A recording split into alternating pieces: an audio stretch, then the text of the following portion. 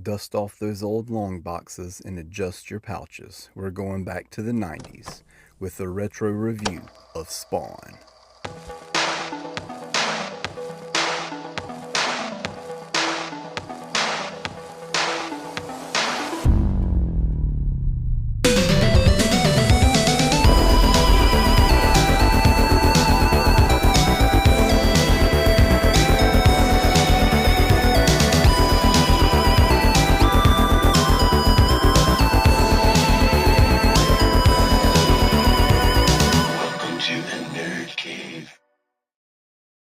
What's up, y'all? Welcome to the Nerd Cave. I am Ashton, and with me, as always, is Casey. How you Say guys hey. doing tonight? Um, so we are here for episode 3 of a retro review of Spawn, and we are glad that you're with us. Um, but before we jump into the discussion, I want to mention that you just heard the premiere of the official Ashton's Nerd Cave theme song. And that was done by my good friend Ryan Willard of Willard of Oz Studios. And not only does he make awesome music, but he has also developed a turn-based RPG in the vein of the old NES and Super NES Final Fantasy games. And you can pick that up on Steam. And that would be awesome if you did that to support him because he's a good friend of mine. We've played music together. And like I said, he did this awesome theme song. So go support him. I will put a link in the description for his game on Steam. So yeah, y'all check that out. So how's it going? Pretty good, pretty good. Excited to Feel get like another show. it's been a while. Yep. As we say, life happens and this takes the back burner but here we are now. Yep. We hoped to have done this last week, and this week Lance and I were supposed to record an episode of Lake Fee Legends, which we'll give you a preview. I don't know if I announced it last time, but the movie we will be doing is Barry Gordy's The Last Dragon. So I'm pumped Oh, about that. fantastic. Hey, sure enough. Mm. It's Um, funny you say that because I've been seeing a bunch of Last Dragon merchandise pop up on advertisements on my phone for some really, reason. T-shirts. Yeah. So, a that's little awesome. coincidence. Yep. That's pretty cool. Um, so yeah, we're going to jump into this, but again, before we do that, be sure to follow Ashton's Nerd Cave on all of the socials. We're everywhere: Facebook, mainly YouTube, and Spotify, Apple Music, all the podcast places, Instagram, X. What am I forgetting? Is that everything? TikTok. Yep. Um, TikTok. It's, yeah, we're everywhere. So look us up, and I hope one day to start a Discord community when we get enough people who are interested and who start, commenting and following and all of that. So that's going to be exciting. I hope to have a big enough audience to do that one day soon, preferably. But so yeah. Anyway, now that that's all out of the way, let's talk about Spawn. Um, we left off last time with issue 4, which is when Spawn found out Malbolgia's plan for him, and that was basically it. We met the Violator, we met Malbolgia. Um, Spawn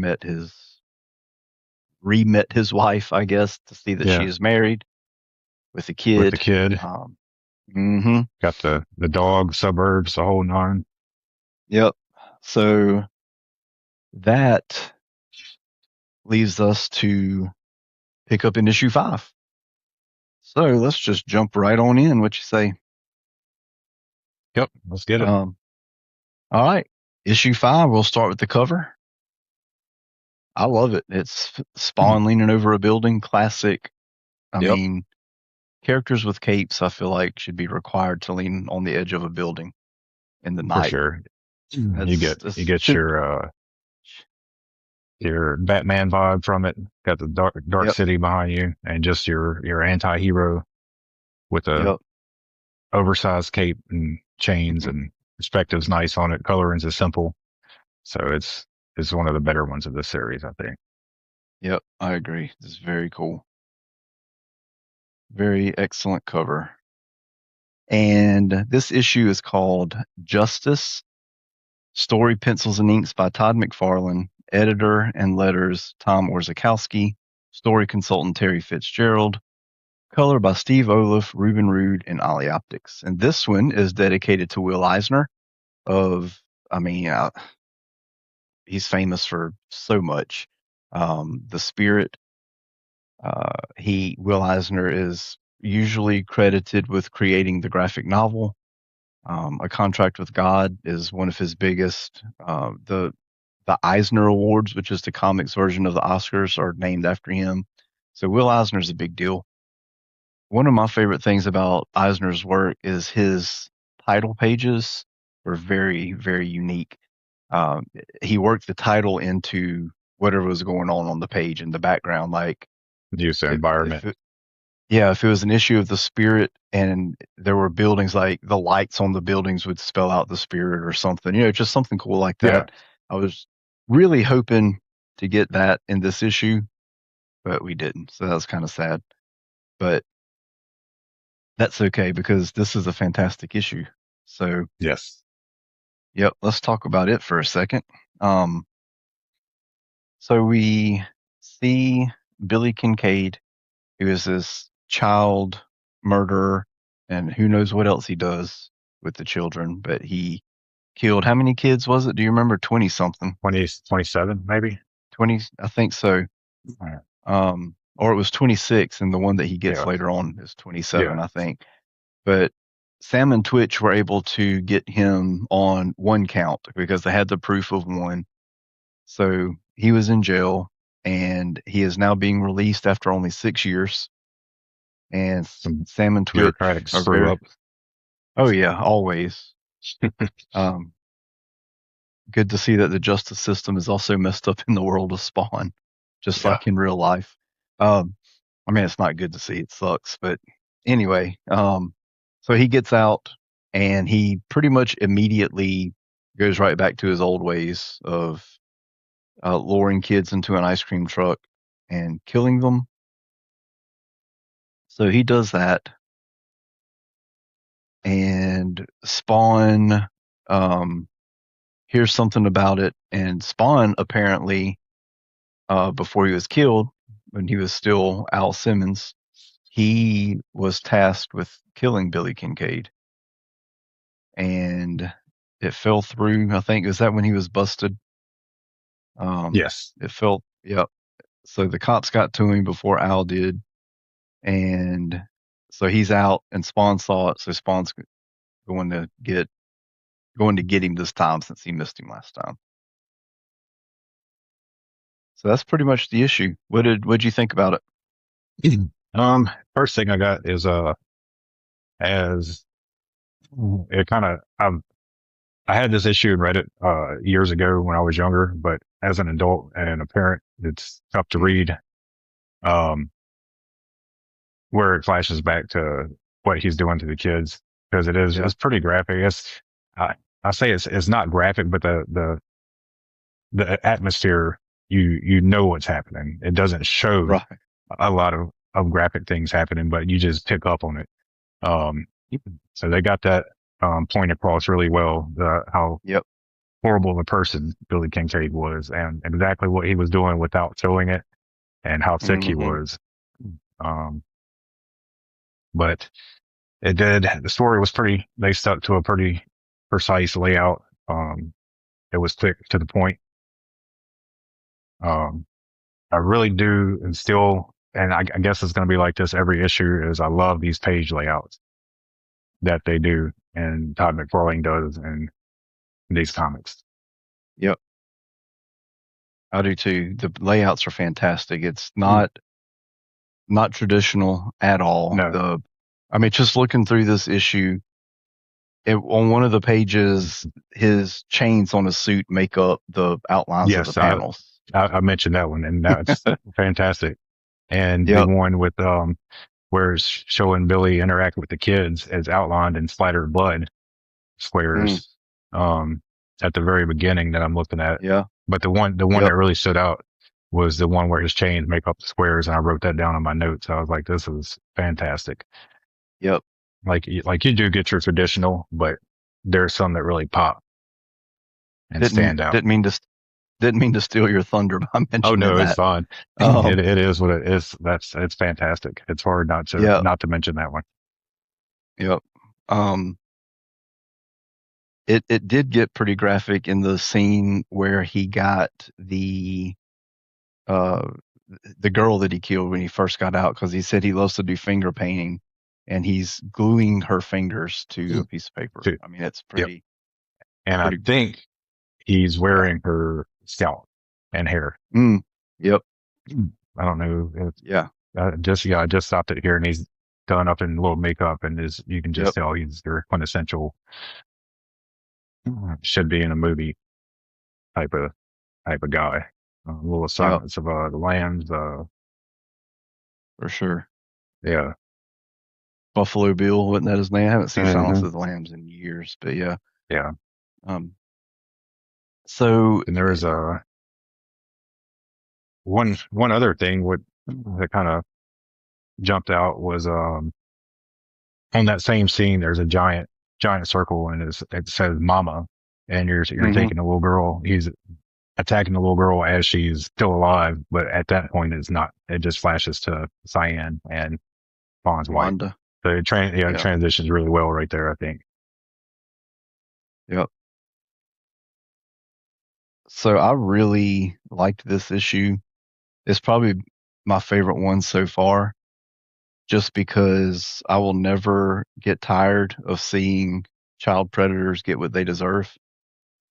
And at the end, Spawn, it shows Billy Kincaid chained up, dead, with popsicle sticks and ice cream scoops and everything just stabbed into him.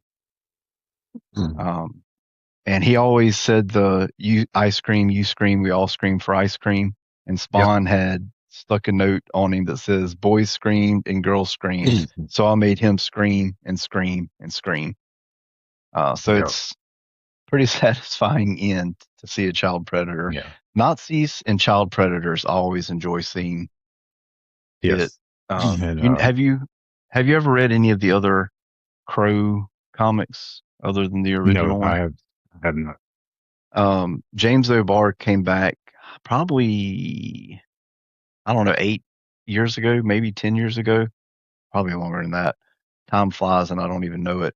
But he Hmm. wrote two miniseries. One is called The Crow Skinning the Wolves, and the Crow character in that book is a Jew in a concentration camp. And so you can imagine what he Yeah. does. And it is, oh, it's a good ride through those three issues because Nazis and child predators, it's always fun to watch them get it. Yeah. But what were you going to say before I just kept rambling? Sam and Twitch almost had him alive in this comic. They were too late again, I Yep. believe. They were on their way. I think they were staking him out and happened to see Spawn jump up for over a little building, and it was too late to get there to get him They back in thought he, prison. yeah, they thought he was, Spawn was with Billy Kincaid. Hmm. So it goes to show Um, you the incompetence for a little while. I want to say I get the feeling that Twitch comes off as the smarter of the two. Just from the yeah. little bit that I've seen from him, he's quiet and reserved and kind of follows the other guy's lead. But I guess we'll see those characters develop a little more. Yep. It was good to see him get a little bit more of a spotlight this time. Yes. Because we had mentioned last time that we both thought that they were kind of the weakest link in the story. Hmm. So it was good to see them, I guess, step it up a notch. Pretty cool. Um, Anything else to say to summarize on that one? No, I think we covered the story pretty well. Okay. We will jump back in later and talk about more details about the art and stuff. So I'm Yes, just trying to because sum. I've got quite a few little things I wrote down that's kind of one kind of stands out. I'm gonna see if you caught it too. So Perfect. when we come back, it'll be pretty fun to see. All right, good. Um, So moving on to issue 6, the cover has this character we've never seen before, this big cyborg looking guy, and he's huge, Yep. towering over Spawn, who's looks like he's been beat up. He is definitely looks like he's on the wrong end of what you wanted to happen. Right. And just judging by the cover. Yep. It's a good cover. Yeah. I'm a fan. I liked it. It's Not one of my favorites out of this series, but no. It definitely, like I said, introduces. There's somebody on there we've never seen before. yep. So it makes Gotcha. me want to say, "Dang, who is that dude? That's just looks like he Yep. just manhandled So you the main assume that character." he's going to be a pretty powerful foe Mm-hmm. to have if the cover depicts the situation Spawn's in, because you already Yep. know Spawn's fairly powerful being himself. So Yep. So I was interested to open it up and see what happened. So this issue is titled "Payback Part 1." Story, pencils, and ink by Todd McFarlane. Editor and letters, Tom Warzakowski. Story consultant, Terry Fitzgerald. Color by Steve Olaf, Ruben Rude, and Ollie Optics. And this one is dedicated to Stan Lee. Do we even need to talk about who he is? yeah, I think it speaks for Uh, itself. he one of the greatest ambassadors for comics of all time. Yes, sir. But I'm not a huge fan just because he took all of the credit for Marvel. When you look back, Jack Kirby, Steve Ditko, all those guys had way more to do with it than he, you know, let on. Yeah. Especially Kirby. But that's neither here nor there. And like I said, Stanley, fantastic ambassador for comics. And I actually went to a Comic-Con in New Orleans that he was at. I didn't meet him, but I did go to one of his Q&As, and he was phenomenal. Um, he was, I don't remember how old he was then, in his 90s, I'm pretty sure, very late 80s, early 90s, and he was spry and quick-witted and hilarious and very entertaining. So Sounds like yeah, just exactly like his cameos in all the Marvel in movies. the It seems like it's right, straight from the cameo to real life. That was just him. yeah, That's yep, cool. greatest cameo ever for him though is in Mallrats. Yeah, Yeah, by far. But I haven't seen anyway, that one in forever. that's a classic. But so this issue, we're introduced to that big cyborg-looking dude. His name is Overkill with a T. Yes. So he's pretty overt, I guess, with his killing, which, based on the explosion on the first page, I would say that's pretty overt. Yeah, it gets right to Nothing's the point again in this issue. nothing, yeah, nothing subtle about this guy. Um, so he is in some foreign country. I don't remember which one. Did it say which one he was in? I think it Uh, did. I didn't happen to write it down. yeah, Hmm. I don't remember. Sicily. He's in Sicily. Okay, So makes sense. yeah, basically he's a hired gun, and all of the mafia guys in New York um, hire him because Spawn has been killing the mafia guys, and so they're trying Yeah, to get this guy in to get revenge. and But you somehow remember, they ended up without their hearts, yep, and they're blaming this new weird cape guy that everybody is talking about. yep. So we can thank Violator for these next 2 issues, I guess. Yes, he did set that in motion. Yep. So the mafia guys get Overkill. They hire him to fight Spawn, and they fight. And Overkill kind of makes quick work of him because Spawn wasn't wanting to use his power, Yep, because he knows and it's limited now. yep, that's pretty much the gist of this issue. Yeah, it's pretty quick. Yep. I'm trying to think. There were some standouts that might have happened pretty quick. Um, besides your battle, I want to say it was this issue. I got it wrote down. You kind of actually see this was where Spawn kind of starts.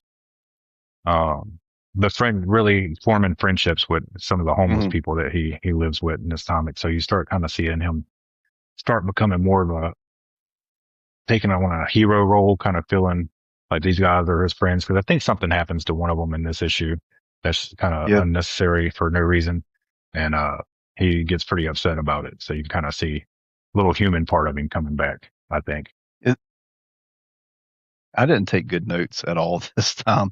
Is this the issue, or is it the next one where the cops are driving through and run the over one next of one. them? Yeah, it's the It's next the one, I next one. believe. Okay. This one, Yeah. one of them gets one of the mafia guys are trying to Oh find yeah, yeah. Spawn, and I That's think and they right. just shoot the guy. Yeah. Yep, that's right. Um, yeah, this is number 6. Yes. Um,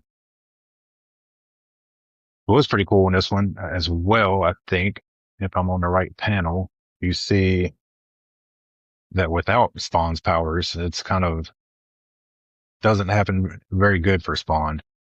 No. But you do see his chains being used, not Yep. by him on purpose, but it looks like they're acting on their own accord in a couple of fight scenes.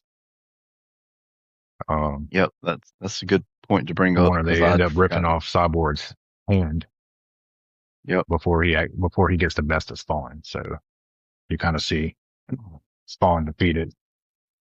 And I think at the very end, you see the last panel Mm. is Spawn with a bunch of guns. Classic. Yep. I Classic for like that it. era. Gigantic, Huge unnecessarily guns large, huge guns. and Not just, pouches. yes, pouches The the galore. the pouches are sticking out big time in that page, and I love it. He's It's got, so he's got leg 90s. pouch, leg pouches, two leg pouches, a knife pouch on his leg, belt pouches, arm pouches, Grenade, grenades on his a arm. grenade. Yep. It's fantastic. It throws Your, off to some life field, and your boy's that was ready to pretty, bust up on some yep. on the You can tell cyborg. he said, I've got to beat this guy, but I'm not going to use my power to do it because I don't have infinite power, but this should take care Yep. of him. Yep. So he goes and gets all the gigantic guns. Yep. He did have to use his power to heal his arm because it was broken, Yes, he did. He and did. he was not But happy about that. no, no, but Hence I the guess it was guns. necessary. Yep. So I use this Yep. little bit, a little sprinkle of my power to fix myself, and I'm going to get guns. I thought this was a pretty fun issue. Yeah. Like you said, we got to see him talking a little bit more to the homeless dudes that he's with. He told them a story, which was Hmm. basically him and Wanda, that story. Yes. Um, we got a new villain, we got a fight, and then we got a bunch of guns. And we had the little bit of info about his chains. So Hmm. maybe his suit is sentient. You know, Yep. that's teased with the chains there. So pretty cool. Yeah. Yeah, And like I I say, enjoyed. he does. Yep. He doesn't grab them with his hand and swing them. It just shows them just shoot out and Yep. defending pretty much. So I was kind of enjoyed that little tidbit of information Yep. And about his. Yep. Overkill in that scene says magic chains. And then he gets sarcastic, help me, I'm dying, I can't breathe. And he laughs. And the Yep. next panel is Spawn saying, don't know why my chains did that. I didn't try to use any power. So that's the big hint there that, well, he didn't make them do that. How did they do that? You know, so Yep. For sure. sent- sentient chains, pretty cool. Anything else about this issue that you want to mention right now outside Nope. of what we're going to say later? Okay. Nope. Everything's pretty straightforward with this one. Yep. Oh, they did have a, well, we'll talk about it later when I Okay. come back. All right. Issue 7. 7 is pretty cool. The cover is another image of Spawn with all the guns. and it's more monotone. It's one of the guns is smoking and looks like it's been fired because it's all orange, like it's hot, and that the only colors are the black, orange, and I guess some blue for some highlights. Like it's the moon shining on you. I like this cover. Yeah. Mhm. Yeah. I dig this cover. It's one of my, I like it better than Six's cover, even though you did get introduced to Overkill. Yeah. But Oh yeah, I do too. I like, I like a lot of the Spawn covers like this. There's really no background. It's just a really good Mm, picture of Spawn. And I think this happens a lot throughout the series as well. There's lots of just Spawn issues with no background or simple backgrounds. And I kind of dig it. yep. And the logo is toned down a lot too, as far as the colors. Mhm. Yep. So to kind of match, I like it. Great cover. Very good cover. So this is Payback Part 2, Story Pencils and Inks by Todd McFarlane, editor and letters Tom Orzechowski, story consultant Terry Fitzgerald, color again by Steve Olaf, Ruben Rude, and Ollie Optics. And this one is dedicated to Rob Liefeld. You can tell by the cover. Who would tell by all the guns. You know what I Yep. didn't think to do? I should have, when I saw his name, made a point to count how many feet are in this issue to see if Todd didn't draw feet in honor of his no feet drawing friend, Rob Liefeld. And I just scanned through it, and there are not very many feet in this issue. I didn't know that was a thing. Oh, dude, Rob Liefeld, like, if you look at any of the Youngblood covers, go look at any of Mhm. the X-Force covers. Dude did whatever he could to hide feet so he didn't have to draw them. And when he did draw them, they weren't good. Rob Liefeld's one of those, you either love him or you hate him. And Yeah. like I'm not a fan of his art at all. And he's very opinionated about things, and I don't always agree with his opinions, but I follow him on Twitter or X, and he loves comics, and you can tell. He loves the business, he loves comic books. So I think, again, kind of like Stan Lee, he's a really good ambassador for comics. Yeah. He's just a fan. And that's really what he is. He's a fan who got lucky because Yeah. he's not the best artist Yeah. I was in going to the say, world at all. yeah, I can appreciate some of his art, some of the things he did, but like I said, it's not one of my faves. Yeah, I agree. But he co-created Deadpool and Cable. Yeah. I love You Cable. see, yeah. Yeah. And you see where Deadpool was at. So Yeah. can't Yep. say much about it. Now I don't know So how much of that was Fabian Nicieza as far as the creation of Deadpool, but and he is just a knockoff of Deathstroke. But anyway, that's a topic for another video, I guess. that's your DC fanboy coming out. That's my DC fanboy coming out. Yep, sure is. For sure. Um, I mean, come on. Deathstroke's name is Slade Wilson. And Yeah. where do you do the death? Where do you do the Deathstroke? In the Deadpool, obviously, right? Mm-hmm. So I don't know. Anyway, um, so Spawn and the previous issue had broken into an army base to steal guns that he knew were there.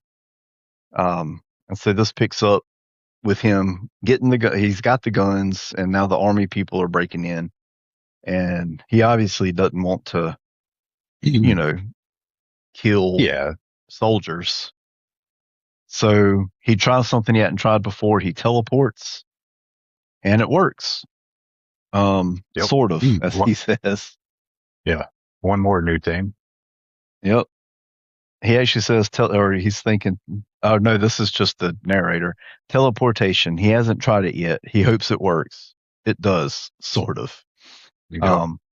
So it kind of rips him apart, all of his molecules, and he's put back together. And just like in most things you see where there's teleportation, he gets sick, throws up, not looking good. And this is where he really starts, talking to the homeless guys and really becoming friends with him because this one dude takes his mask off and sees his face and doesn't really Yep. freak out. He's like, "Hey, you're one of us. It's cool."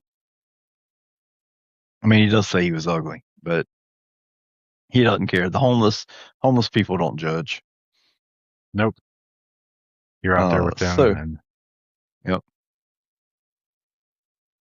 So we see Overkill again, and he's back with the mafia guy. He's like, "Yeah, I killed him. It was easy. He's missing an arm, but yeah. he's going to get repaired and all of that." Uh, and we cut back to Spawn, and he is having a vision like he has in the first few hmm issues. Um, it's kind of teasing his killer, who it was that killed him. He doesn't really have any answers, really, but he knows that somebody did it, and we see a skeleton. And I don't really have a note to talk about this later. Bring up the skeleton later, whenever Okay. we talk about the art, Yep. because I think I I got it. want to. I think I got it written down. Okay, because I want to mention things about that. Actually, I do have a note for that. Now that I'm thinking about it, I do right here. So anyway, so he wakes up screaming "Stop" from this vision, and on the next page, Wanda is waking up screaming "Stop" from a dream that she had, saying "Don't kill him."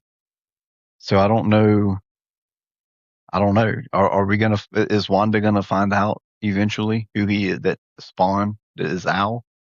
That Al's You back. see, and it seems like his flashbacks and her bad dreams in quite a few episodes happen Yeah, simultaneously.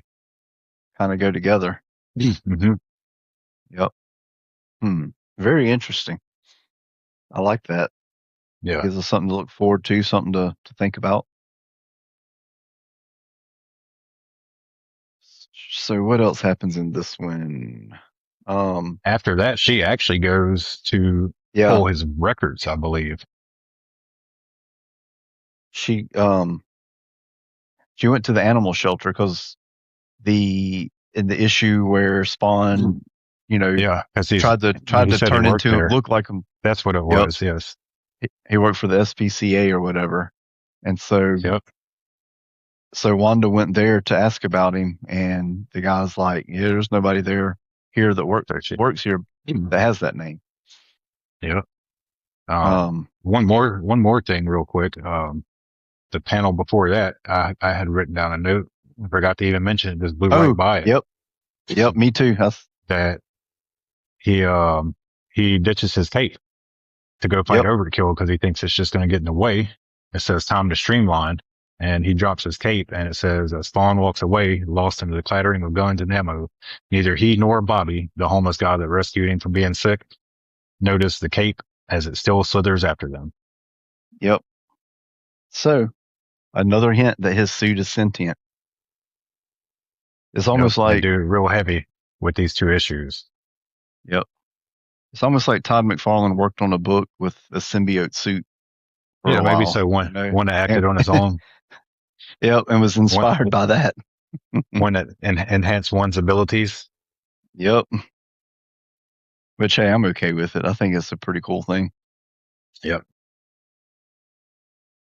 And after that, it seems like Spawn finds one of the head mafia guys in New York and tells him to set up a meeting with him and Overkill to get after it again because he's not dead.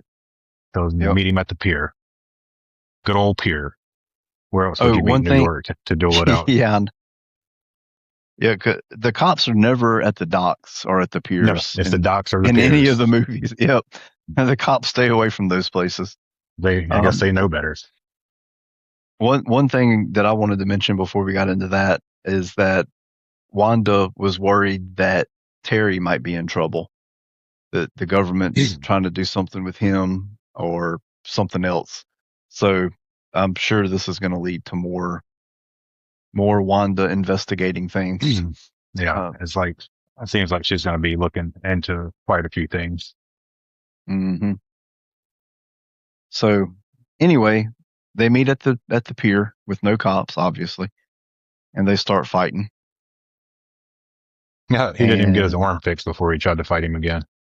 no, he's still just got one arm. I guess he figured it was so easy last time. Oh yeah, he's not worried about it. But Spawn does have the huge guns, and they the guns definitely work for sure. Yes. Oh, and here is I don't know if it was done on purpose, but a gigantic close up of a full, probably a half of a panel of Spawn's foot. Hmm. Oh, yep. Ah, excellent point. I And just it's noticed it and it's fairly good. It's the yeah, I was gonna say perspective's right on it. Got a an ankle. decently drawn foot.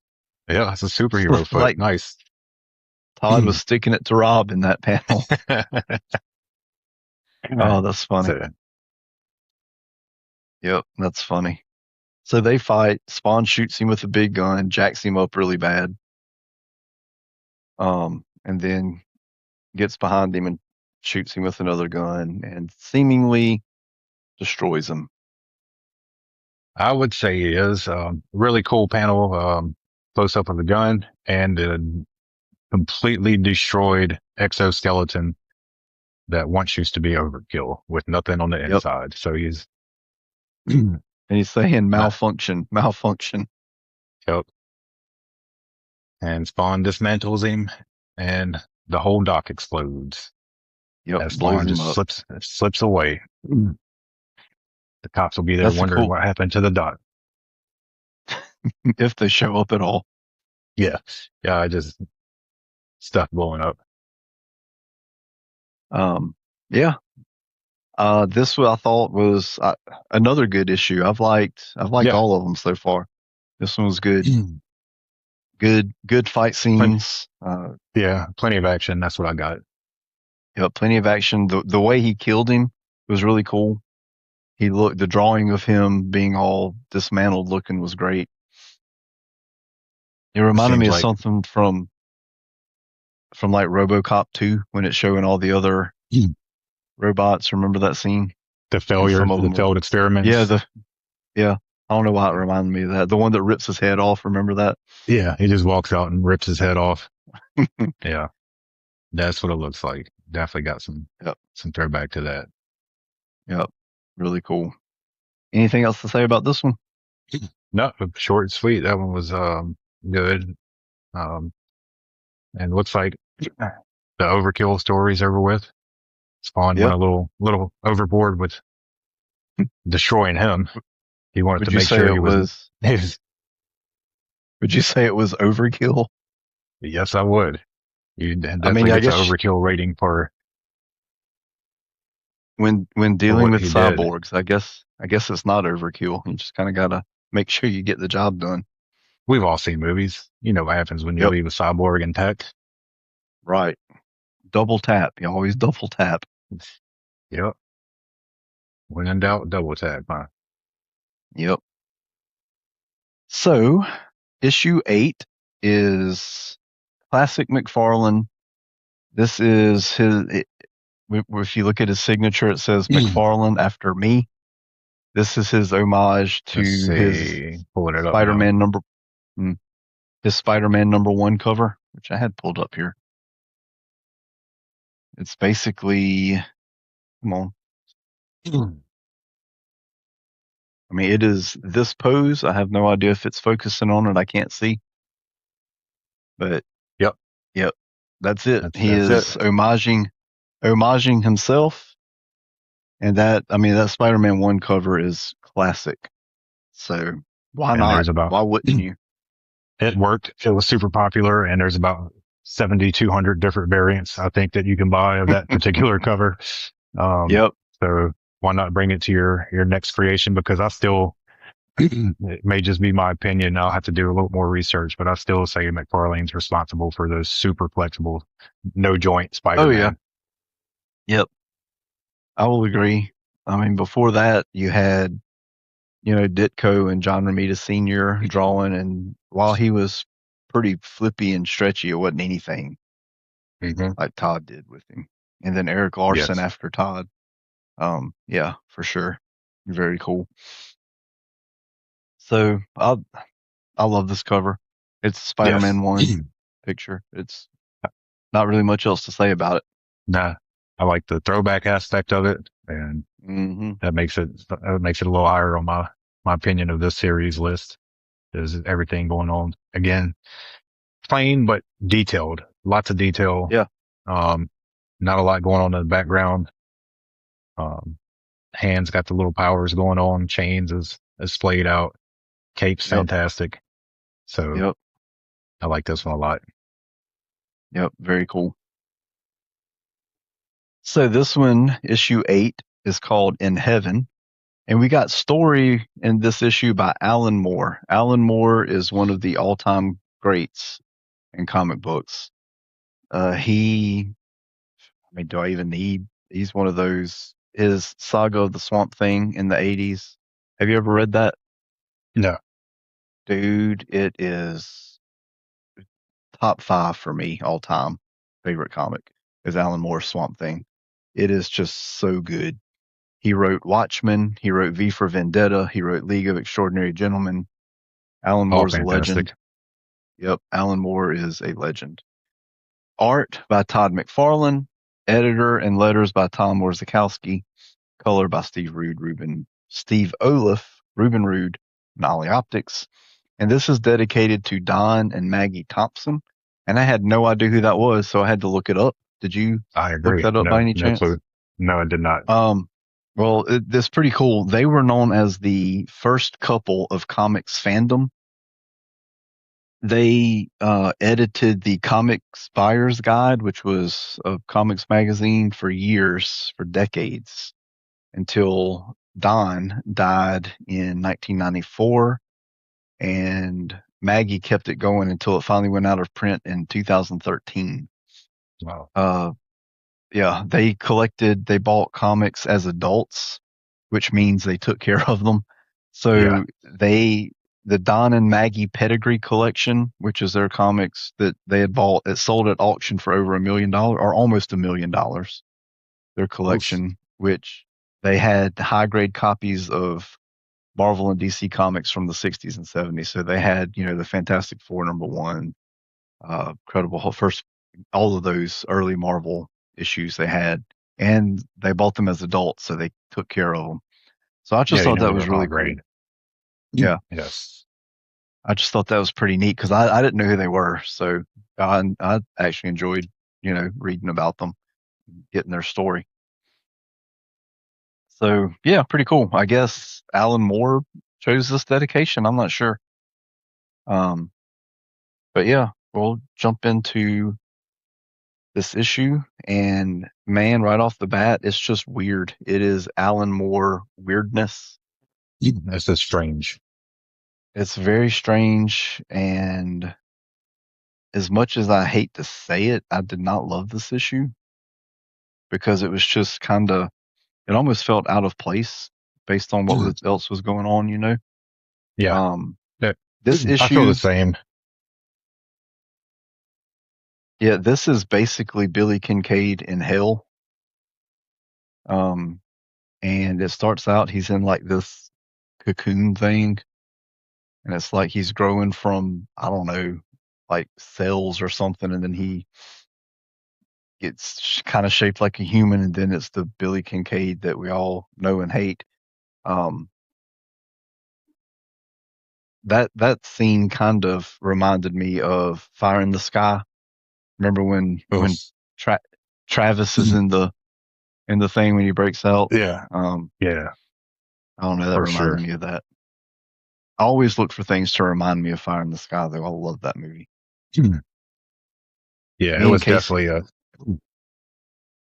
we used to watch that movie all the time, and it scared us, and we loved it, and we didn't even care. yes. It was fantastic.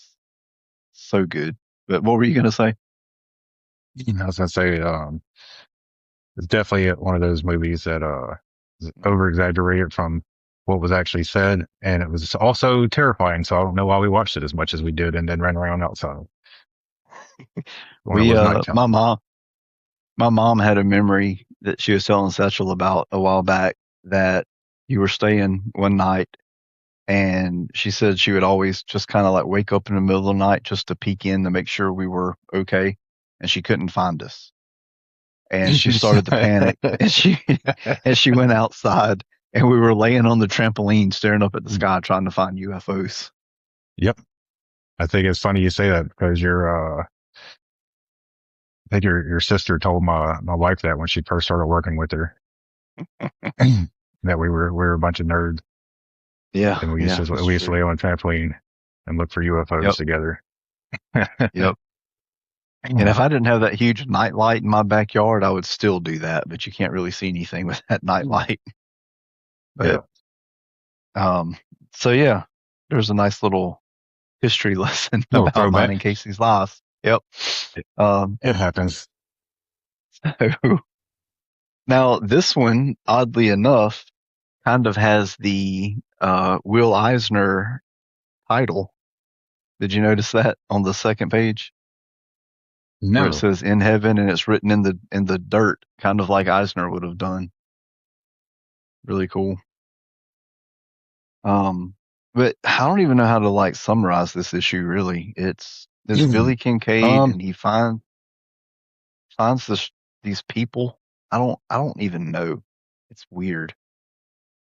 it kind of has the feeling that maybe where they immediately end up isn't Yeah, exactly hell yet. It's like maybe an afterlife.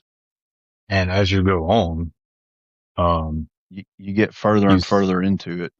yeah, you see people start getting each person that's with Billy ends up leaving in a different way.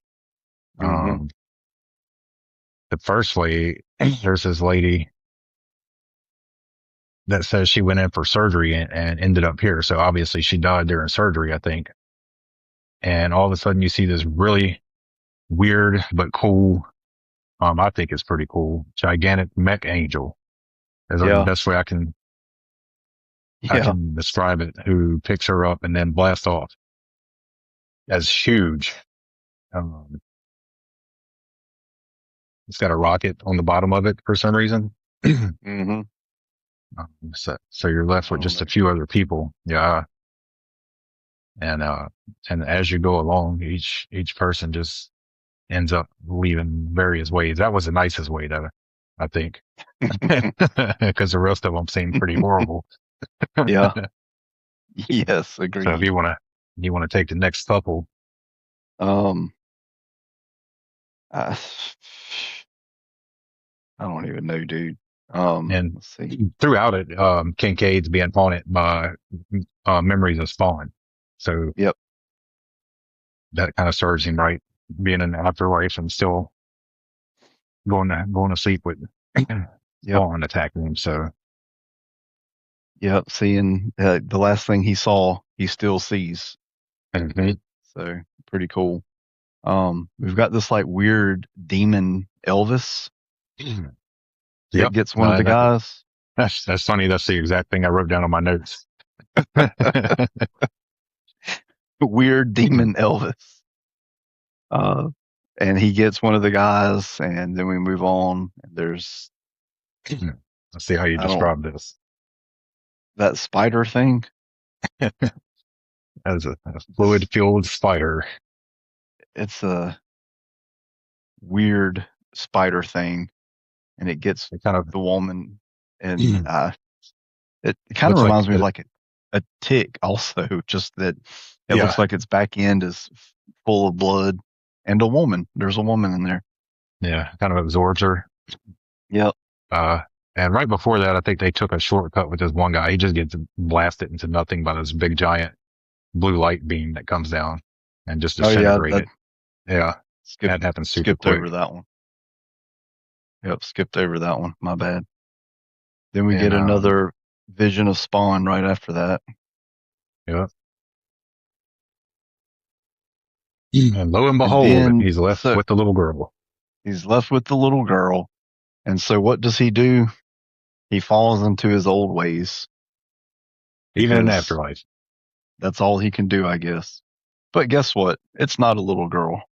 We get Nope. this dude who kind of looks like the Violator, and we're introduced to the Vindicator. Says that he's one of the 5 famous Fleabiac brothers. So I am assuming that he's Violator's brother, seeing as how he looks You like would him think. in Vindicator, Violator, On a little side pretty note, similar. I'm not for yeah, I'm not for sure where they tie into the Spawn series or how we're going to do it, but there's a Violator miniseries that has to be looked at by me and you, because Yeah. there's no way you can that you want to go into some of these series without talking about those. Yeah. Well, we can do that. That reading list that I found I think it's got that Violator series thrown in there somewhere. Yeah, and I'm not for So I sure guess where it goes. I guess when we get there, we'll do an episode for it. Because yeah, All right. any info we can get on these cats, I feel like we need. For sure. So Billy Kincaid runs away. The Vindicator chases him. He climbs this huge tower, going through the different floors, and it's just showing, I guess, different places to end up in the afterlife. None of them look too pleasant to me. No, I don't know. The one in space, yeah, looks neat. Yeah. As they go through, it's like, I guess this is the entrance to all the levels of hell. Maybe Yeah. like, what is it, Dante's Inferno or something like Dante's that? Inferno. Yeah. It's got a little feel of that. Each one of them more, has their own, torture or not pleasantries. So when this cat's, Vindicator is, describing each of them to Kincaid of what can happen to you. It's pretty bizarre. Yep. Pretty weird stuff. He's got, level 2. There's some ice shrimp that he's talking about. You don't want to end up there, or Hyper filleted with intelligent ice shrimp. Yeah. And 3, you get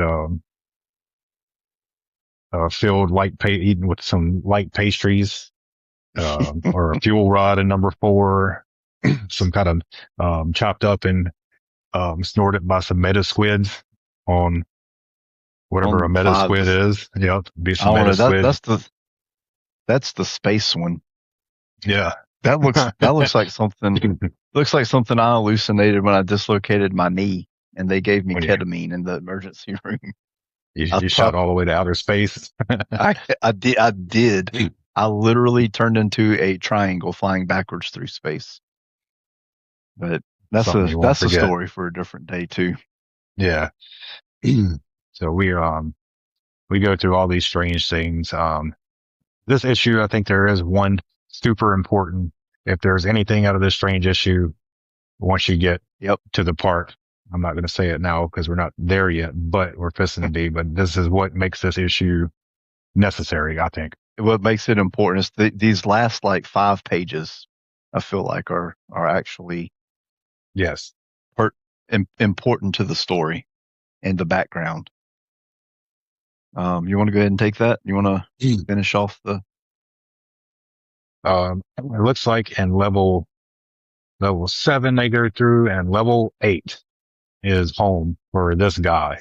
And this looks like it's where your fiery hell starts, because the floor is on fire, his feet are burning, and this is where the guy. So this is where I call home. And on the next page after that, we are introduced to, it looks like, a Spawn suit. Yep. Just on its own accord. With a weird name. Yes, and it has a name. K3. Mirlu? Mirlu? Yeah, I guess Mirlu. That's I don't know. That's how I was pronouncing it when I read it. K3 Mirlu. And says it's a constantly evolving neural parasite. And he is freaked out because he recognizes the suit as being a Spawn suit. Yep. And it starts its slow process of bonding and it doesn't look very fun. Does not look pleasant at all. It looks a little more unpleasant than maybe some other symbiote bonding. Yeah. So Yep. we end And up then bonded, and it's and then I we chuckle every time I see this. But go ahead. It's no, what? Go ahead. once you see it fully bonded, you got the short, fat spawn. Yeah.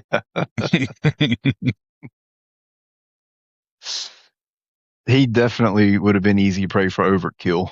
That one, that Yeah. spawn right there. Yeah, I don't know if he has the physical fortitude to take command of his powers and suit like Al Simmons does. No, I doubt it. But All then we right, bring us find on out home. that all of um what did he call it? All of Malbolgia's what what was the word? That everybody that I guess Malbolgia makes a deal with or ends up, with their soul, they all wear the same suit. And Mhm. so on the last page, we've got Malbolgia looking huge with a whole bunch of people in spawn suits. Yep. A whole army of songs. Yep. And as he described to Al Simmons, that is his goal to try to fight the battle. Yep. So he is building his army. And that was issue And 8. And we next, do, at the very yep, you were bottom, going to you get a say glimpse of next issue, Neil Gaiman. Neil Gaiman. So 2 issues in a row written by 2 of the all-time great comic writers. Yeah. Yeah, this was a weird issue. But like you said, very important, those last few pages. It kind of builds the background of, why Spawn looks like he does, his suit, what it Mhm. is, and we see Malbolgia Oh, building his army. yep. So I would say very, this is kind very of important. the first half of it reminds me of a filler episode in a series Hmm. that's kind of off of the main story arc a little bit, Yep. but then it has just enough in it to tie it kind of together. They use it as kind of like a tie-in. Yep. Comes around right at the end before the credits roll. Yep. Yep. So I can appreciate that. Yep. Very cool. I do want to say that from what the Bible tells us, hell is not like this. No, Um, this is a because, fantasized version. um, Um, but we always picture hell with like the devil poking people with pitchforks and stuff, but hell was made for the devil and his angels to be separated from God forever. So they're going to be tortured just as much as we are. Um, so I just wanted to throw that out there for y'all. yep. Anybody who sees this and they're like, "Oh, hell's not that bad," but I mean, this is fiction, so Yes. There's going to it be, is I think, fiction. as the series goes on, you'll have to explain, or a lot of that we'll have chances to Yeah, throw in some info like that because it gets off on a fantasized version of, if I remember right, further you go along of what heaven and hell is and the yeah, eternal battle of good and evil. It's always in there, but it's definitely fantasized and yeah. stretched. And that's what you have to look at it as, you know? But you would expect. I mean, it's definitely a Mhm. work of fiction. Yep. So, yep. But that was issue 8, and again, it was Alan Moore, typical Alan Moore weirdness, but very well done weirdness Yes. because that's what Alan Moore does. That there's an issue of Swamp Thing where these aliens come down, and there's not a single word of English in the entire issue. It's just this weird alien language that you have no idea what they're saying, but it's just so cool, and he pulls it off. He can pull off weird, and I think he did with this issue. Yeah. It wasn't my favorite, Oh but no. I agree for it sure. Necessary it though, was as I really like to cool. It's say. just yeah. Yep, I agree with that.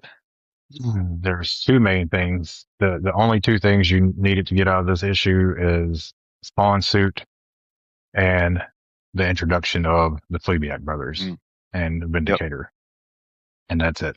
All the rest of yep. it was weird story. Kind of set up the end story, I guess, a little bit, and more environmental setup.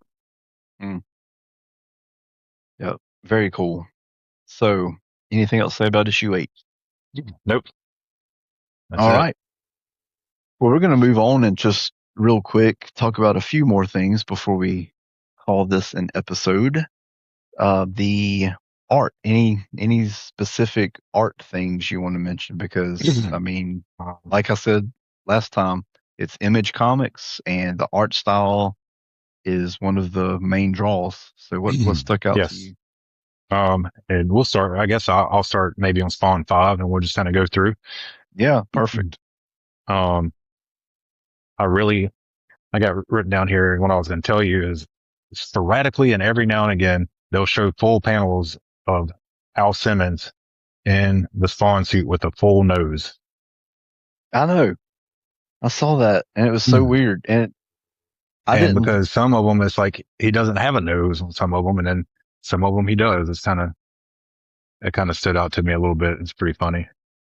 Yep, I was going Uh, to point that out, and no disrespect to Todd, but that one in issue 5 where he's kind of at an angle, that's not yep. a very well drawn nose. It's That's what not kind of that well.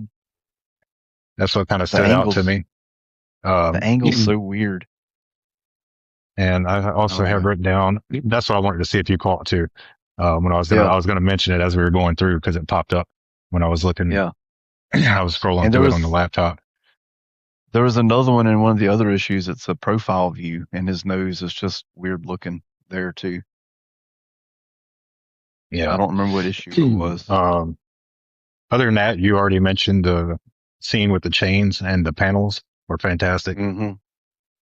Um, there is a really cool shot in 5 that stood out to me that I'll I bet mention. it's the same. I bet it's the same one I was about to mention. But go Does it? ahead. Um, I really dig this scene where he is jumping down Yep, and and it's the full his page. yep, Yep, that's it. And his cape his is cape completely unfurled and long and skinny. and It's nice. huge, Huge. and his You actually see, chains are going everywhere. yep. There's a really cool, last panel with him and his, North style, trench coat and hat. Mm, That's really cool. But my favorite shot of that one is probably, the jumping down scene. yeah, Any, I'll agree. anything I didn't catch that you got to mention about the art? Some of your stuff that you Nope, liked? that was pretty much it. The weird nose I wanted to point out, and the scene of him jumping. And Well, we'd already great. talked about the layouts and the panels Yes. and the panel borders. Um, yeah, we'd already mentioned that. Yep. So, number 6, and we do the covers at the beginning, so that's good. Right. Um,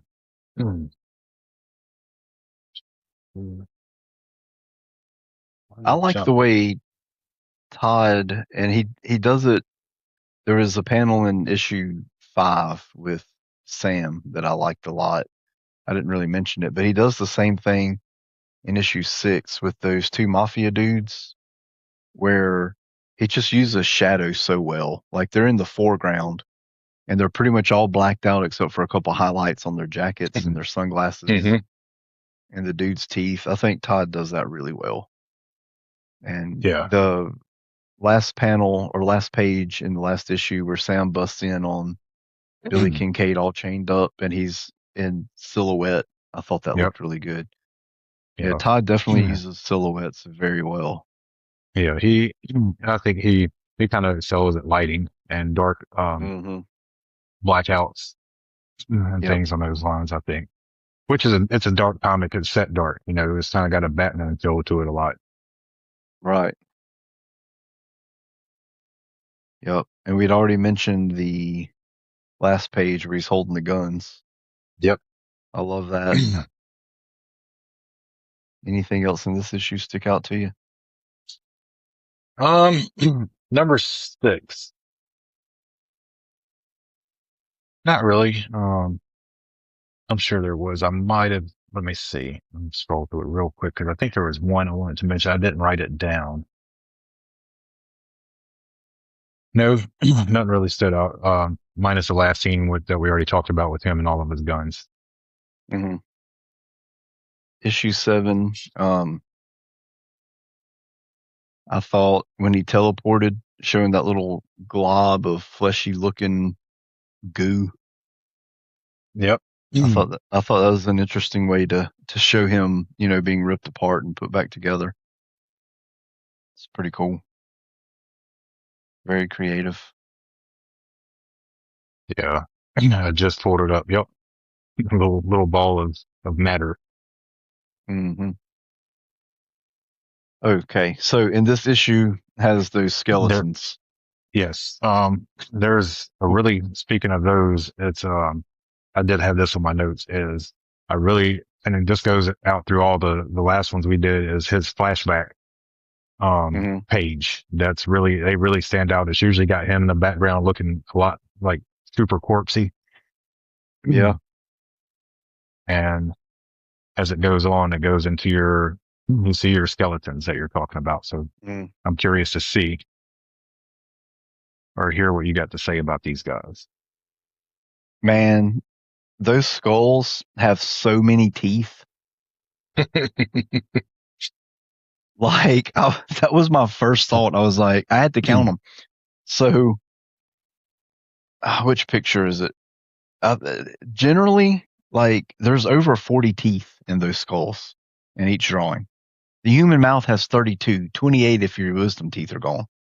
Yeah. And that Yep. dude's I got did not 40, catch that. got 40 teeth. Come on, Todd. Get an anatomy book, dude. Come on. I was going to say Google it, but that really wasn't a thing back then. So, Unfortunately, yeah, that was not an option we had. but yeah, that's all. I just wanted to point out the teeth. There were so many teeth. Good catch because I rolled right on through it like it was just a normal mouthful of teeth for some reason, I guess. And I Um, honestly I don't like the way he draws skulls. There was, I think in issue 8, there was another picture with a bunch of skulls, and I just didn't love yeah, that. yeah, and I don't think it Uh, changes. But that's okay. Um, He I kind of he's like, made no telling how much doing comics, and I've not. yeah, So who am I to yep. talk about his skulls? It's just our likes and dislikes. That's all it is.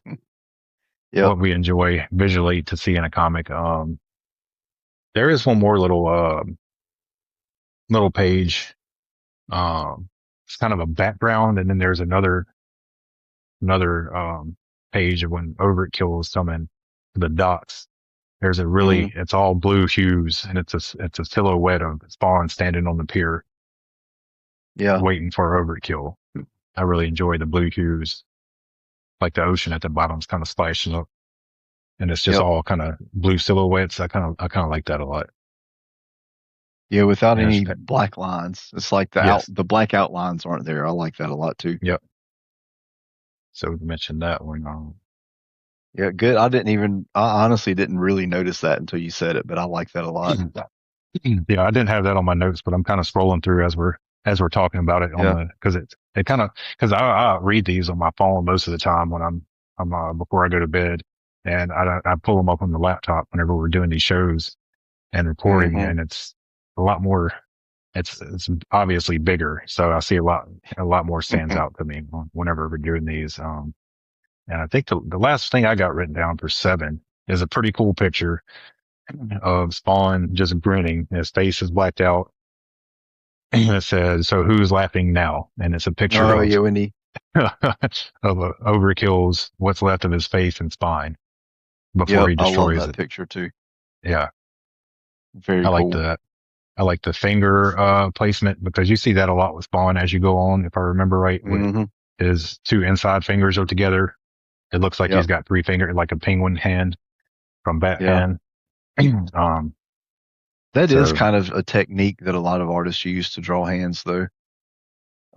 Putting those together and mhm. maybe drawing a hint of a line in between them to show some separation, but I guess it's just something they're taught. I don't know. Yeah. But yeah, very So, cool. And smiling faces are really hard to draw.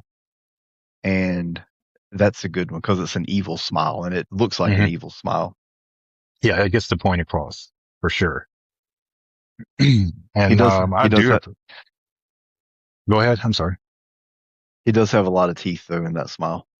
Yep.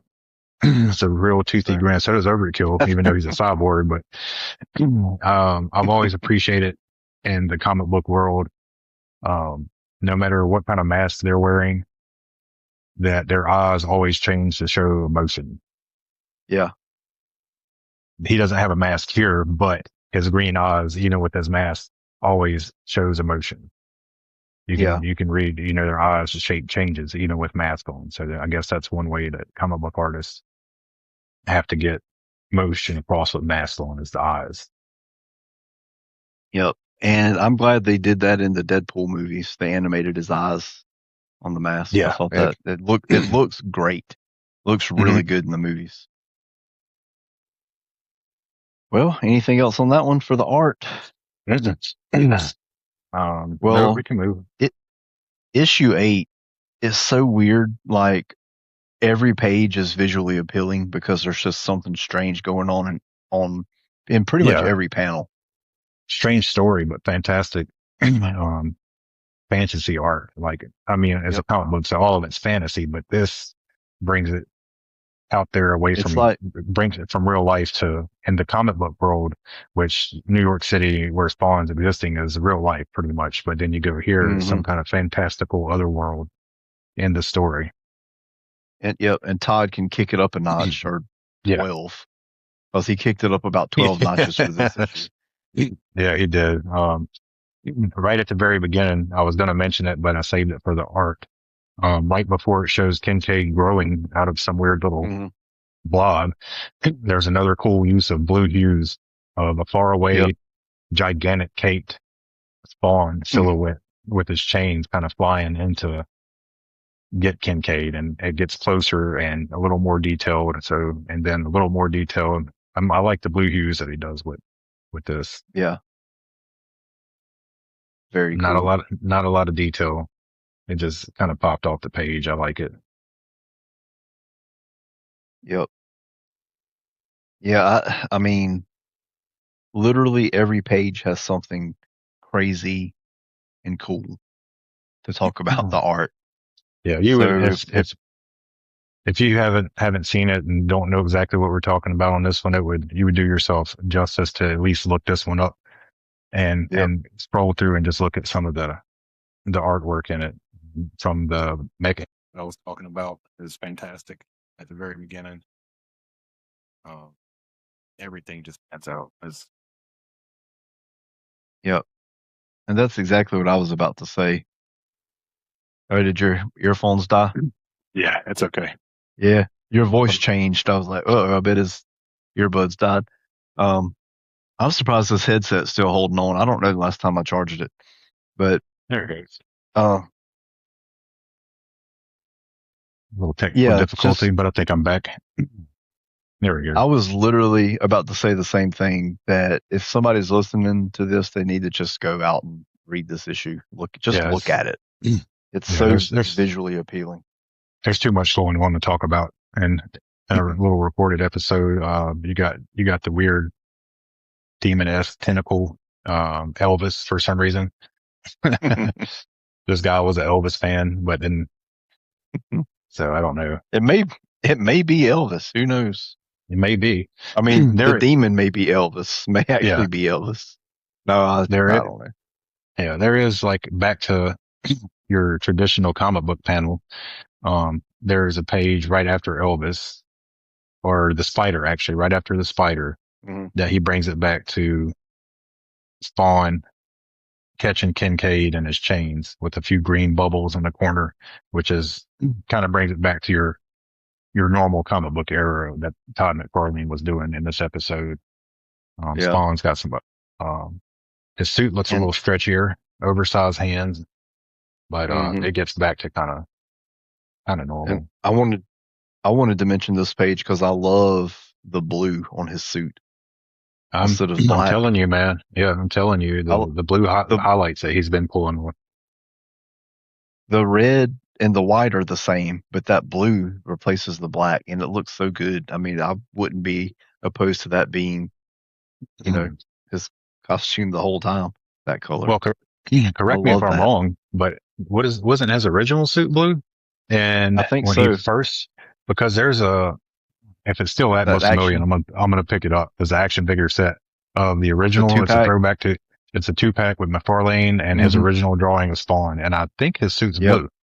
it is. It's blue and it looks way more Spider-Man-y than Yeah. the final design. But yeah, that was the very first design. Yeah, I like the blue a lot.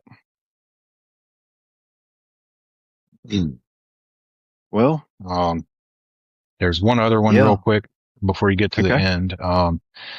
There's a perspective drawing of Kincaid running to the tower, which I don't know why he Hmm. would run there. I guess to get away from what's behind him is the Vindicator, and it's from the He, that's his name, right? Vindicator. yeah, yeah, And it's got his hands out, reaching out, kind of like this. And you see Kincaid in the foreground, so it's kind of from his perspective. And it's a really cool page.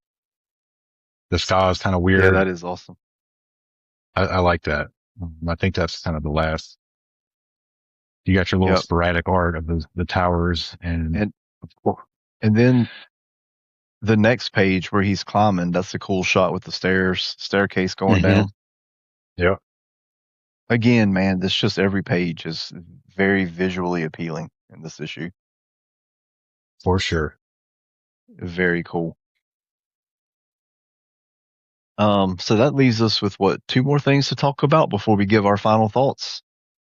Um, well, I guess three more. So how extreme were these issues as far as a 90s extreme in your opinion? Not very. Like I say, the story of Kincaid and the kids, the feeling was extreme, and the thought of, because you knew what was happening, but it didn't come out on the page, as minus Yeah. the finger painting, gluing the fingers together. But it was, it was more of the idea and a feeling. Um, Not a whole lot of blood in those scenes either. So the main violence, I thought, through this whole series was with Overkill, but he was a cyborg. So Mm. what do you think? I thought that the Kincaid stuff was him being chained up at the end pretty extreme. Yeah, I Um, forgot about that. I thought, yeah, I thought the panel spawn with all the pouches everywhere, totally 90s extreme. Guns Yes. and pouches. That's as extreme as it gets. As far as 90s comics goes, I love that. They always Um, take it to the next level with that. yep, yep. And like I said before, man, I'm a sucker for 90s comics. I know they get a bad rap, but I don't even care. It's what I grew Yeah. up with. I love it. Yeah. You love what you grew up with. So Yep. Give me pouches, give me huge guns. That's why I like Cable so much. for Pouches sure. and huge guns. Now, granted, Rob Liefeld draws the guns all wonky and crooked, but that's, whatever. Um, who was your MVP for these four issues? Um, you it's really hard to pick one out of these four issues because they had so many, the storylines were kind of different. There are so many different characters introduced with stories. I really didn't have a chance to really grab to one of them. You know what I mean? Mm-hmm. Yeah. Minus Spawn himself, but I really liked, it was quick and to the point, but I think the Vindicator and Mm. the very last one, because maybe because he was new, and you wouldn't expect in it how it happened. And he had a lot of information that is important to the ongoing Spawn storyline, I think. Yep. I don't even honestly don't even know. Uh, this was a tough one for me to pick as well. I think honestly it's Spawn's guns. Yeah, That's good for call. me. Good call. That's the MVP for me. The guns that he steals from the army base are my MVP, and that's my story, and I'm sticking to it Hey, right on. That's a good because call. they were huge, they were awesome, and they blew up Overkill, which is what they were supposed to do. Yep. So Sam and what? Twitch kind of background players again. Um, Yeah, they're your weakest link again. yeah, I think so. Yep. I mean, the dude killed 26 people, 26 kids, and they only got him on one count. And then they were And trying to then, get him a second time, yep. and they failed. So Yeah. And all they had to do was watch him. yeah, I mean, obviously he's going to revert right back to what he does. So yeah, so far, I mean, it may be like this the whole series, but Sam and Twitch may be the worst detectives of all time. they couldn't have made it in Gotham. No, no, they'd be they'd be working school crosswalks by now. Mhm. All right, and finally, before we give it our rating, what about action figures? I've got two that I um, think would make good action figures. obviously, I think Overkill was already one. Yep, yep. So obviously he's going to make a good one. I may be kind of boring with this one, but I think capeless Spawn with all the gun accessories and pouches Those were my would be two: would, Overkill and Capeless Spawn. Those are my yep. two picks for action figures. With Yep, for sure. all the giant gun accessories that snap on Yep, with no cape. I agree wholeheartedly. I All the agree. pouches, all your 90s extreme that you were talking about. Yep, yep. Perfect That's action my pick figure. as well. Cool. Yep. All right, so we're gonna rate it. Last time we rated it out of 10 ripped out hearts. This time we're gonna rate them based off of 10 ripped off arms. How many ripped off arms do you give these four issues? Just an average, I guess. um, let me refresh. We're going to overall story, We can do it enjoyability. however we can do it however you want to. I don't care. This is your rating. Yeah. I guess it kind of depends. We'll go the first, the first issue with Kincaid.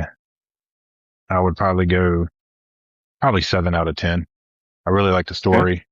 The Overkill issues, not as high on my opinion. It's your basic bad guy, fight, blow him up, Spawn wins. Yep. Um, introduction of a new character. The story wasn't as good as the Kincaid storyline, I don't think. So the next two issues probably more maybe a 5 out of 10. Um, Hmm. and then 8 kind of concluded the Kincaid storyline. It was super important at the end, which I am a sucker for foreshadowing Hmm. and backstory and info about stuff that's going on away from your main story arc. So the last one probably 6 out of 10. Okay. I think I like these more than you. Um I thought I'm gonna give 5, 6, and 7. I'm gonna actually give that probably a 7.5. There you go. Big. I like again pedophile child predator getting demolished. Love that. Yeah. Um, was issues with issues 6 and 7. I thought it was fun. There were fight scenes, Hmm. huge guns, a cocky villain that got demolished. That's I love that. The last issue, I'm kind of like you. it wasn't the best, but the No, art elevated it, I think, to to add. I probably would have given that one probably a 5.5, but the art elevated it to probably a 6 yeah, for me. and really the art and the story at the in an introduction of Spawn suit, Yep. um, and it being a symbionite kind of deal, you know what I mean, a parasite deal, kind of elevated it for me a little bit. Hmm. So I'm Yeah, I maybe agree. maybe my kind of being down on the overkill issues stems from, which I'm gonna have to change my mindset a little bit now that you mentioned it. I'm not, because I've read a lot of these a long time ago. I Hmm. don't remember a lot of the story, but I'm anxious to get to more of the Spawn story. Yeah, that's fair. I, There's a main story arc that happens in Spawn. I remember some of it, you know what I mean? And I'm just kind yeah, of, maybe I'm kind of being a you're little wanting to too get there. anxious. Yeah, Yeah, and so it's kind of making you yeah, and maybe not think too maybe I, highly of. Yeah, no, that's fair. I mean, I unfairly rated the middle two kind of low, but they were kind of just kind of a couple filler, you it. know, Yeah, no, I get it. books for me. It's But hard don't, to look at these things that we've experienced before with unbiased eyes sometimes, Mhm. especially if you know what's coming. You're like, yeah, this is okay, but just wait. Yeah, And so you and kind of that's kind lower of, it because of that. Yeah. yeah. No, I get it. So I don't let totally that get that. deter anybody from jumping into these overkill stories, because like I say, your opinion's higher than mine of Yeah. them. But I think that stems from maybe I'm being a little impatient with the storyline. Yeah. So And, people like different things. I'm mhm. easy to please, man. Give me robots, guns, and explosions, and I'm all in all day. Yeah. So I'm So, and speaking of that, I'm super excited about the next issue. I'm really mm, stoked. yep. Hopefully, hopefully I'm not disappointed with that issue on our next recording, Been a because I'm while, not huh? for sure. I'm sure you'll send it to me. Of the next issues we're gonna do. I'm not for sure what's in this story arc, but I have never actually read number 9. Ah, okay. I've never, So, because when yeah. it came out, it was too late. I missed it when it was new, Mm, and that's one of the ones I tried to go back and get, yeah. and never could get my hands on it. And we'll talk about why I can never get my hands on it Yeah. later in the 90s. I assume we'll go into a little detail of it next Oh, yeah. episode. Hey, you're excited about this. Next episode, you can, it's all yours, the whole backstory on this issue and everything. So be prepared because that's Yeah, all you. I'll put Um, together something nice. so for those listening who really don't know anything about Spawn, uh, it, the next issue we get the first appearance of a Marvel character. So y'all think about that for a little while, how that Yeah. makes sense. Um, and I guess we'll leave them with that. Um, I appreciate those of you who have stuck around. Appreciate you sticking around and Yeah. listening to us ramble and reminisce and just talk about comics because that's what we like to do. Yeah. And I know Um, sometimes we get on a few little side notes and tangents about our childhood and past, but hey, that's what we do when we get together and talk. Things happen and things pop up. I I've think we're, started listening. Go ahead. I think we're both easily swirled by thoughts of, Oh yeah, back in the day. 100%. Um, I've started listening to a podcast about Legend of Zelda. It's called Hey Listen, and it's three dudes who they're playing every Zelda game in chronological release order, and they just talk about it. And you can tell it's three friends just talking, and that's what I like. Like I don't know these dudes, but I love listening to friends just you know talk about stuff they're into. So hopefully that's what we put across is that we're just two lifelong friends talking about stuff we like, and I hope people latch on to that and Yeah. enjoy it And because we re enjoy doing it. revisiting. Yeah. And it's Yeah, always fun revisiting those times. It was really, really fun childhood memories. And Oh yeah. Every time we do this, or I find a comic, or we go to a toy show, or I find a random toy online or something, it always brings me back, and it's just always a good time. It's Yep, kind of my for way, sure. and I think I've told you it's closest I'll get in my mind to time travel. Yeah. Yep. And we don't even have to worry about like time travel paradoxes or anything Nope, because, we can't mess up the past by doing this. nope. So It's it's as close as safe we'll get. time travel. Yep, Safe time travel. So, well, I guess I'll see you next time. And well, I mean, I'll text you every day, but I'll yep, see you next time for this whenever we do it next time. Hopefully yep, sooner in between episodes. yeah. We'll get But if on this one not, I a mean, little quicker, maybe. yeah. If not, then we'll put it out when we put it out. And what you gonna do? Well, thank y'all for joining us. Yep, And appreciate it. until next time, yep, we'll see y'all next time.